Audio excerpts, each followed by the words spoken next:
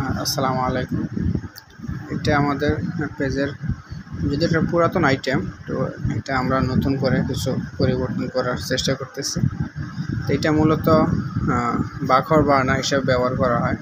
এটা আমাদের দেশীয় ভাষা আগরদানি বলে। তো এটা এখানে বাখর বা আগরটা রাখা হয়। তো এটা এখান থেকে এভাবে রাখলে এই ছিদ্রগুলো দিয়ে ধোঁয়া আসে। এটা মক্কার কাবার পাশে যে মাকামে ইব্রাহিম ওইটার ডিজাইনের আদলে করা হয়েছে। এটা হচ্ছে মেহগনি কাঠের এবং এটা হচ্ছে কেরোসিন কাঠ, আমাদের দেশীয় ভাষা যেটা বলি পাইনউড যেটাকে বলে। দুইটা সেম জিনিস। তো আমরা এটাকে একটু পরিবর্তন করব।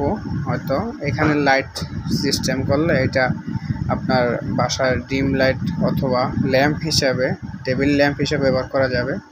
তো চাইলে এটা উভয়ভাবে নিতে পারবেন, টেবিল ল্যাম্প অথবা বাখর বার্নার হিসাবে উভয়ভাবেই দেওয়া যাবে। এটা আমাদের খুব শীঘ্রই একটা কমপ্লিট একটা আসবে।